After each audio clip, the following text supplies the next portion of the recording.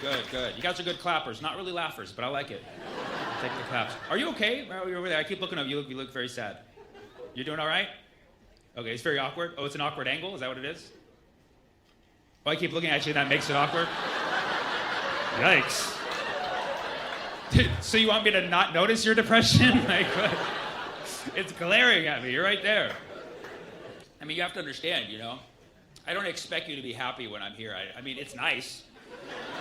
It's nice to know that I show up, you know, across half the world and you're like, yeah, this is cool. You know, but even if you come to the show like this, you know, maybe I can help. But after 5 minutes of jokes and I look over your show like this, I'm like, I don't know what to do anymore. Maybe acknowledge it. And then if I acknowledge it, like, why are you acknowledging it? Well, I don't know what to do. I really don't know what to do at this point. But if you've been following my stand-up for years, you know, I don't have one common thing. I like to do difficult subjects, such as isosceles triangles, or Palestine, of course. It's a difficult subject. And the reason I'm able to do these difficult subjects is because I'm very aware that I come from a place of privilege. Okay, I live in what's called the first world. I didn't know we were numbering them. But you know, I had a great childhood. Both my parents loved me. I was the favorite. You know, I grew up in apartheid, but on the good side. You know what I mean? So I know what it's like. And so I'm aware. I approach difficult subjects coming from a place of privilege. I'm aware that I'm privileged because I thought about it this year. I thought about it very carefully. I thought about what was the biggest adversity that I faced personally this year, and it's very embarrassing. It was a night that I ordered DoorDash. I know this sounds horrible already. I'm aware. You guys know what DoorDash is. It's a food delivery service. I like DoorDash because the people who bring you the food, they call them dashers. And so it's like they're dashing it towards you, like, just feels like they're in a rush to deliver you the food like the king that you are. And so this night, I was very hungry, so I ordered a burrito. I'm not sure if they have those in Australia yet, but it's basically food wrapped inside of food. I ordered that for my tummy. And just a few minutes after ordering it, I thought, you know, I kind of want something sweet. So I'm gonna order some ice cream. That's how I'm living like the favorite child every day, you know? Back in the day, I'd be like, Mom, can I have ice cream? She'd be like, yes, you're the favorite. And now I treat DoorDash the same way. I'm like, DoorDash, can I get ice cream? Like, yes, just send us more money. And so I ordered another order. I ordered ice cream. I don't know if you've ever had the luxury of ordering 2 separate orders on one of these food apps, but 2 different individuals will bring you food from 2 different locations at, statistically, 2 different times. But on this very night, my 2 dashers arrived at the exact same time. And it was so embarrassing. Oh my God, it was so awkward. I was like, oh my God, they see each other. It's so bad. They clocked each other in like, you're here for this guy? He wants that and this? Oh my God. What a pig. He's probably gonna eat with his hands too. And they just set it on my doormat in disgust, like, let's get out of here. And then I waited for them to leave, watching them through the curtain. And then I slithered out, got my 2 bags and went inside. And I just ate them really quickly, like I hunched over. That's how I eat. And then that was the hardest night I had all year. That's the level of privilege I'm coming from. Just letting you know. And, okay, well, there was a night where my house got broken into. Forgot about that one. And I know my house got broken into because I was inside, which I would argue is the worst time to be in your house. Some people are like, dude, that's the best time because you can defend your home. Like, that's assuming that I'm a hero, which I am not. So I was sitting on my couch one night, which is kind of near the front door, and I hear a knock. Now, when someone knocks on the front door, it can only mean one of 2 things. Either they're trying to sell you something or kill you, okay? And I was not interested in either of those things that night. Okay, so when somebody knocks on my door, my strategy is to just freeze so that the person can't even hear my motion. Because we've all knocked on someone's door, rang the doorbell. You can tell when someone's in there. You can just hear their aura. You're like, I know this motherfucker's home. So my thing is just like, remove all traceable forms of life. Power down, and just wait for the knocking to stop. And they knock again. And I'm like, this will pass. They knock again. All right, 3 knocks it is. Knock again. Getting greedy there, buddy. And there's a pause. I'm like, they're leaving. Then they twist the doorknob. Oh no. They're testing to see the door is open because nobody else lives here. So I'm just like, hold on. Don't make any noise. They twist the door arm again, very aggressively. I'm like, oh, they really want to get inside. Then it occurred to me, like, at what point am I going to defend my home? Because I really don't think I'm going to. I really thought about it. I was like, if this person breaks into my house, I'm just going to pretend like I'm a statue. So if they come in, they're like, whoa, that's a realistic looking statue. Where'd you get it, you know? Or they would know that it was me, and they would see that I was scared, so they would at least play along with the game. Like, whoa, that's a cool statue. I'm gonna go rob the place. It's like improv, you know? So I'm like, what am I gonna do? Twist the doorknob. Then this person starts throwing their body weight into the door.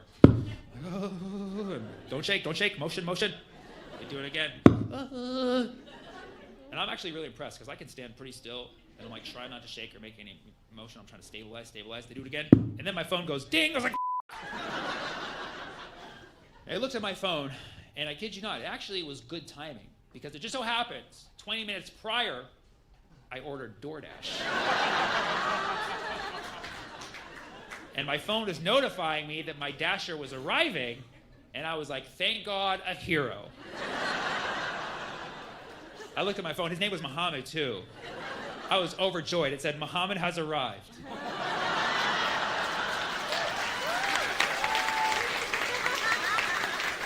I was like, peace be upon him. I gave it 5 stars right away. I was like, you know what to do, buddy. And then I see the GPS, the dot approaching the house. I'm like, Muhammad's gonna save me. He's gonna save me. He always does. And then I'm hearing this guy throwing his body weight against the door. I'm like, Muhammad, do the right thing, do it. And then I see the dot approaching the door, throwing the body weight against the door, and then I see him walking away. I'm like, no, Muhammad, no! Where are you going? He's like, this is not my business. He's like, this is just weird. And then I see him walking off further, and I start to cry. I'm like, no. And then the guy throws the body weight against the door. Now I'm like freaking out again. And then I see the dot start to move back towards the door. I'm like, okay, he's changed his mind. He's like, I cannot stand for this injustice. And my mind's like making it political. I'm like, thank God for immigrants. You know what I mean? Like, you know, good conscience, you know, doing the jobs that us citizens don't want to do, like defend our own homes, right? And so I'm like, you go, Muhammad. Can I give him 5 stars again? I don't know. And then I see him approach the door. Guy's still throwing the body weight. I'm like, Muhammad, are you just watching? And then he throws the body weight even harder this time. I'm like, Muhammad, are you helping? Are you like throwing this guy against the door and he just bounces back like I'm gonna help this guy out? I'm like, what is going on? And then it dawned on me, there's a delay on this app. So this has been Muhammad the whole time. I look, I'm like, that's his car right there. And that's him. Oh my God. Why is my Dasher trying to break into my house? Like, he was like, oh, I'm gonna leave this food. This house looks really nice. Might as well give a little, take a little. My politics instantly changed. I'm like, immigrants! They were right, you know? I'm like, what do I do? And I'm like, like now the adrenaline's kicking in. I'm like, you gotta do something, save your home. Then I look a little closely, and I'm like, he looks kind of like a small guy. I could probably take him, you know? So I open the door. I'm like, Muhammad, what's the deal, man? And he looks at me, he's like, oh, I'm so sorry. It says to leave inside.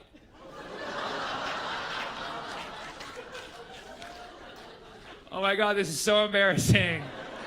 Oh my God, I put leave inside on the directions. That was a typo.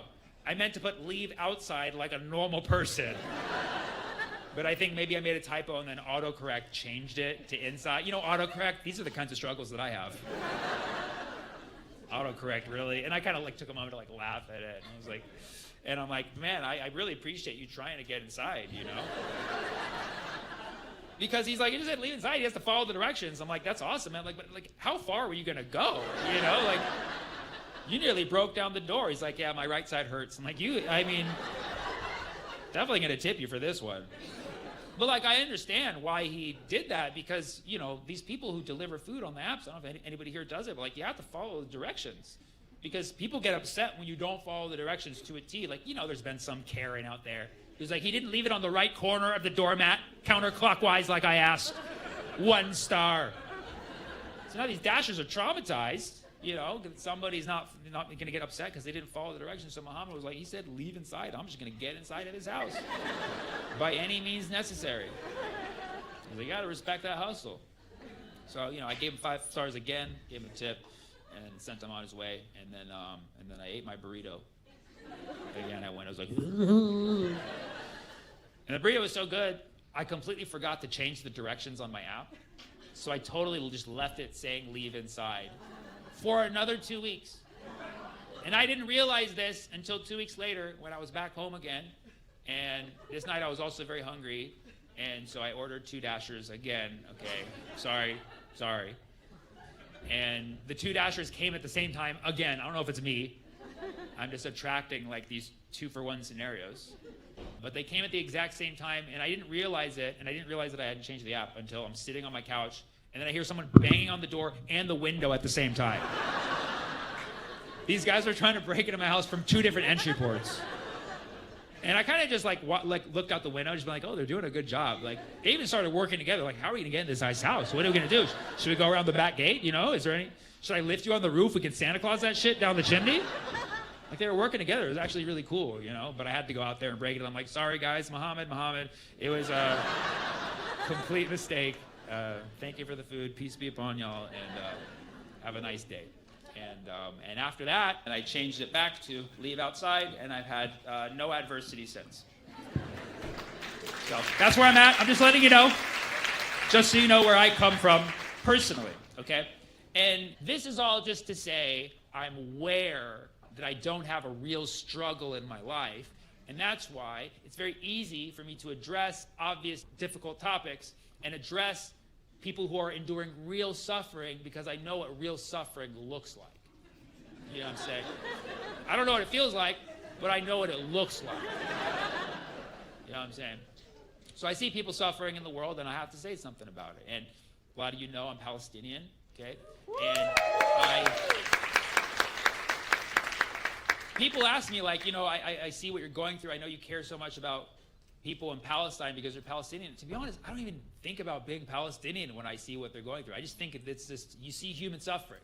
Yeah, I mean, that's all it is. I just literally see human suffering. I don't think that if I was any other race or nationality that I would see it any differently. I see people suffering, and I'm going to be honest, for the last 2 years, I've been cycling between sadness, frustration, and pure rage. And I'm going to admit, at this point in time, I'm pretty locked into pure rage. I'm just in there. I make sure that my rage is never directed towards my fellow people around me who are trying also to be good people. My rage is not directed towards anyone other than my politicians. That's it. And probably yours too. My politicians and yours, who, I don't know your politicians personally, but I imagine they're all scumbags as well. And so, I don't even need to know their names and I hate them. Isn't that beautiful? Isn't that beautiful? Yes, but my hate it's exclusively for politicians. That's it. And now, as a public figure, I can't be up here advocating for violence against any politician. Y'all can do what you want, but I cannot be doing this. I need to be more creative about what I say. And so my bigger goal right now is I'm really trying to build my reach and my following so that I can get politicians to do my podcast. Because that's how much of a losers these politicians are. They're like, oh, but I can do this podcast, get some votes, And so that's what I'm trying to do. And my goal really is to get big enough to the point where I can invite my whole Congress to my house. Okay? I'll have to get a bigger house. But I'm going to invite them all over, tell them it's for content, We'll order DoorDash, so they have food. And then I'm going to tell them that we're doing a makeover. So I'm like, it's makeover time. They're going to be like, yay. And then I'm going to get a bunch of hairstylists and makeup artists, and we're going to put all of my politicians in what I call Arab face. Yeah. It's a thing. I just made it up. But we're going to give them Arab face. We're going to give them a nice bronze brown, put hair where it doesn't belong, put all the women in hijab like Zoran wants. I'm just kidding, but you know what I mean? Get them like indistinguishably Arab. You know what I mean? Just like you can't even tell the difference between them and people in the Arab world. and we're getting them all Arabed up, and we're gonna get them in an Arab plane. A plane, but it's like they're really Arab looking. And then we're gonna fly them out, airdrop them directly into Gaza, and watch them figure it out. Yep. And we're gonna call it APAC Island. Can you survive without your lunch money? And it'll be just like Love Island. You can vote them off at that point. I already got the poster. It's just a picture of like John Fetterman and AOC like, is it a genocide now? We gotta get creative. It is the time to get creative because that's pretty much all we have left. You know, all of the basics that we're doing are amazing. Speaking up, protesting, contacting your soulless politicians. These are all important things and we gotta keep doing them. But we gotta be doing something else on top. It has to be creative, it has to be something that nobody's ever tried or thought of. And I don't claim to have the solution. I don't claim to have the idea. But hopefully, my idea will inspire. So here's my idea. Here's what I have right now. Because I know that this solution requires a lot of people. You know, we can't just do this with 100 people. We can't just do this with 1,000 or 10,000. We need like 1 billion people.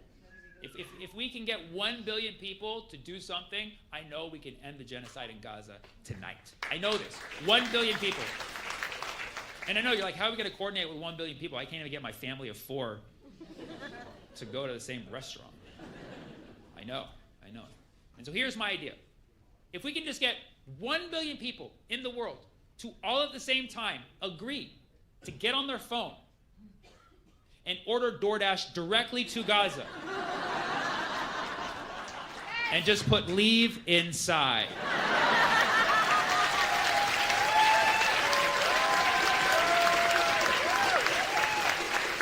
These dashers will tear down the walls, crawl through the tunnels, parachute that food in, get their 5 stars, get the f*** out. You'll just see Muhammad's on the way, Muhammad's on the way, Muhammad's on the way, Muhammad's on the way. And let's face it, it'll be good for the economy. Thank you so much, Melvin. You guys are amazing.